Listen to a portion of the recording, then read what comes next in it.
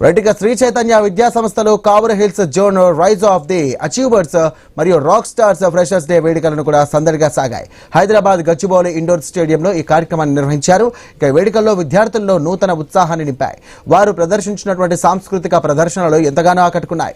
నాణ్యమైనటువంటి విద్య ద్వారా విద్యార్థులను సాధికారత వైపు నడిపించడమే లక్ష్యమంటూ శ్రీ చైతన్య యాజమాన్యం తెలియజేసింది. వారిని అంతర్జాతీయ స్థాయి విజయాల వైపు ప్రోత్సహిస్తున్నామంటూ కూడా సంస్థ పేర్కొంది.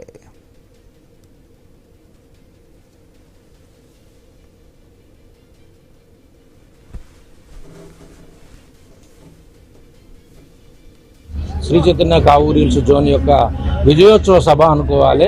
దీన్ని ఫ్రెషర్స్ పార్టీ అని మనం కండక్ట్ చేస్తున్నాము. ఇది ఎందుకు అంటే గత 4 సంవత్సరాలు వరుసగా జేఈ మెయిన్ ఎగ్జామ్లో 300 అవుట్ ఆఫ్ 300 పర్ఫెక్ట్ స్కోర్ ఇండియాలో నాకు తెలిసి ఏ ఒక్క జోన్ నుంచి రాలేదండి, except Kavuru hills zone Sri Chaitanya.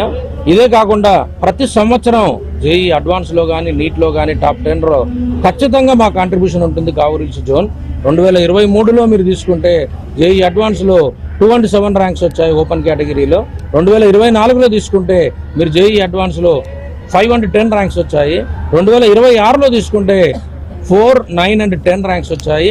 ఇది కాకుండా ఏ ఒలింపియాడ్ క్యాంప్ సెలక్షన్స్ చూసుకున్నా కావూరు హిల్స్ జోన్ ముందుంటుందండి.